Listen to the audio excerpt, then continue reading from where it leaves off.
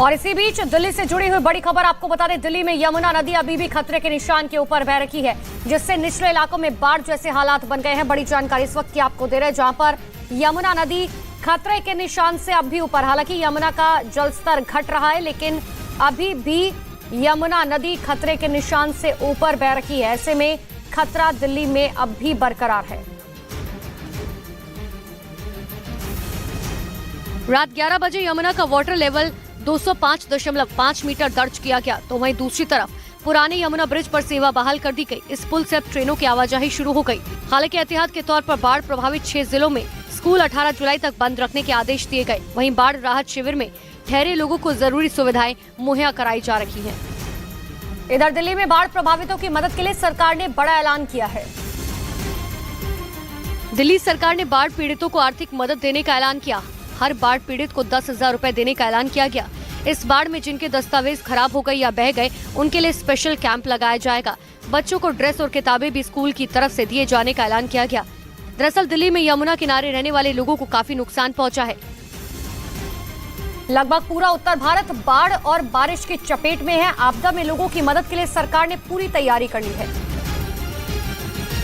इसके लिए दिल्ली समेत उत्तर भारत के बाढ़ प्रभावित दूसरे राज्यों में लगातार राहत बचाव का काम जारी है। रेस्क्यू के लिए एनडीआरएफ की 73 टीमों को तैनात किया गया। दिल्ली में एनडीआरएफ की 17 टीमें लगाई गई, जबकि हिमाचल प्रदेश में 13, उत्तराखंड और उत्तर प्रदेश में एनडीआरएफ की 12 टीमें तैनात हैं और हरियाणा में 11, पंजाब में 8 टीमें बचाव अभियान में जुटी हैं। साथ ही कंट्रोल रूम से एनडीआरएफ बाढ़ प्रभावित इलाकों पर बारीकी से नजर रख रही है। तो यमुना नदी के बाद अब गंगा नदी का जलस्तर भी लगातार बढ़ रहा है। उत्तराखंड में लगातार हो रही बारिश की वजह से गंगा नदी उफान पर है। उत्तराखंड में हरिद्वार और ऋषिकेश में खतरा बढ़ गया, तो उत्तर प्रदेश के कासगंज जिले में गंगा नदी अपना रौद्र रूप दिखा रही है। वहीं प्रशासन ने भी बाढ़ से निपटने की तैयारी पूरी कर ली है। उत्तराखंड में भारी बारिश की वजह से गंगा नदी का जलस्तर बढ़ गया, जिसकी वजह से हरिद्वार में भीमगोड़ा बैराज का एक गेट टूट गया। बैराज का गेट टूटते ही नीचे की तरफ पानी का तेजी से बहाव बढ़ गया, जिससे हरिद्वार शहर में पानी भरने का खतरा बढ़ गया। हालांकि अधिकारी दावा कर रहे हैं कि इससे कोई दिक्कत नहीं है। अरे दिक्कत कोई नहीं है, क्योंकि हमने इन गेटों को फ्री कर रखा था पानी से बिल्कुल। इधर बैराज का गेट टूटने के बाद गंगा तटीय क्षेत्रों में लोगों को सावधान रहने के निर्देश दिए गए।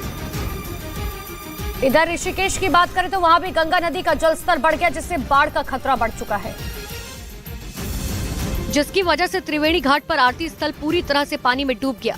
साथ ही परमार्थ की शिव मूर्ति तक पानी पहुंच गया। त्रिवेणी घाट पर 2 प्लेटफॉर्म जो हैं वो गंगा में समा गए हैं और गंगा के पानी का असर अब धीरे धीरे बढ़ता जा रहा है।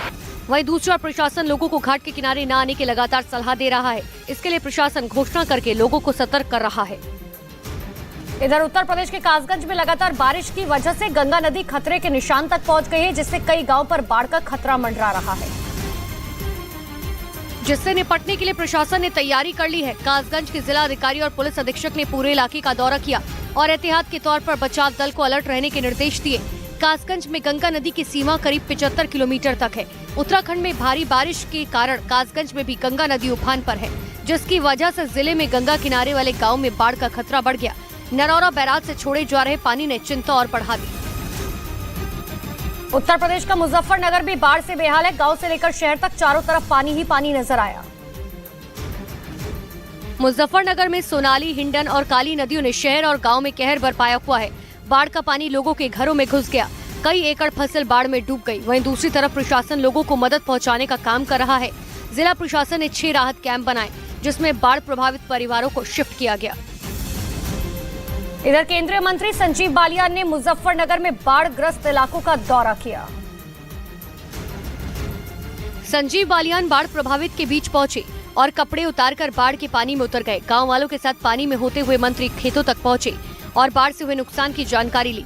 किसानों की कई एकड़ फसल बाढ़ में पूरी तरह से चौपट हो गई।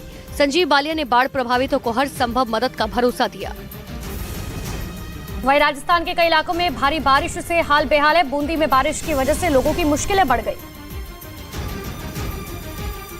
बूंदी के कई इलाकों में बारिश के चलते जलभराव हो गया, जबकि कुछ जगह पुल के ऊपर से पानी बह रहा है। खजूरी मार्ग पर बने पुल पर पानी आने से आवाजाही बंद हो गई और तमाम लोग फंस गए।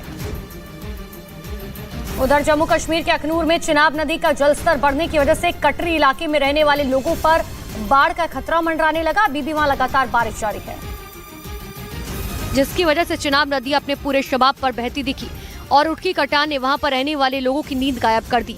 तेज बहाव की वजह से चिनाब नदी लगातार कटान कर रही है, जिससे अखनूर के कटरी इलाके में रहने वाले लोगों पर खतरा मंडराने लगा और उन्हें अपना घर डूबने का डर सताने लगा।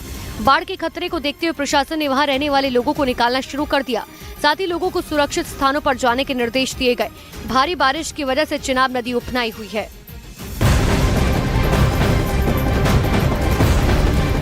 जम्मू कश्मीर के पुलवामा में बादल फटने से हालात बिगड़ गए। नदी नालों में सैलाब आ गया। अचानक पानी आने से कई जानवर बह गए, कई गांव का संपर्क टूट गया। सेना ने लोगों को नदी नालों से दूर रहने की सलाह दी है।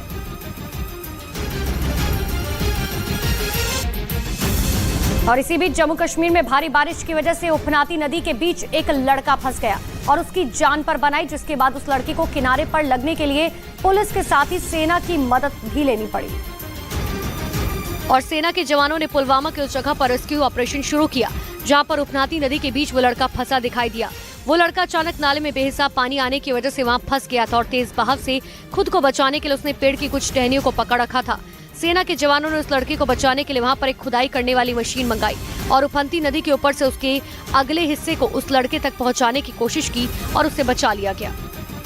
उधर जम्मू कश्मीर में हो रही भारी बारिश की वजह से आई बाढ़ ने वहां तबाही मचा दी और साथ ही कई लोगों की मुसीबतें बढ़ गई। बाढ़ की चपेट में आने से कई जानवर भी उसमें बह गए, जिसका वीडियो सामने आया,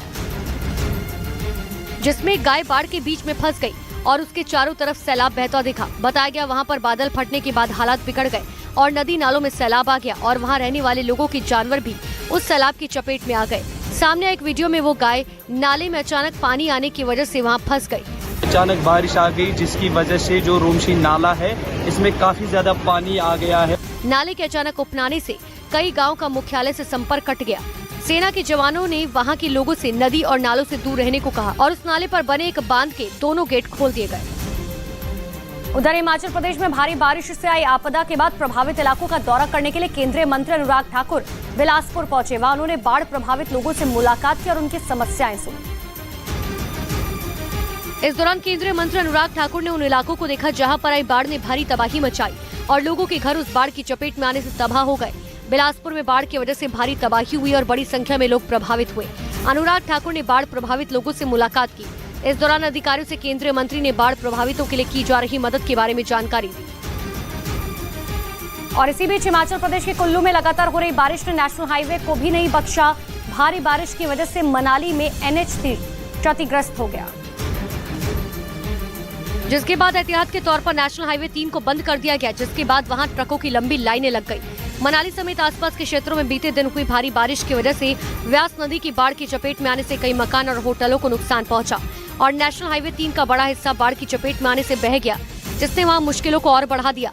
हिमाचल प्रदेश के कई जिलों में भारी बारिश की वजह से हालात खराब हो गए। वहां की ज्यादातर सड़कें बाढ़ की चपेट में आने से क्षतिग्रस्त हो गई।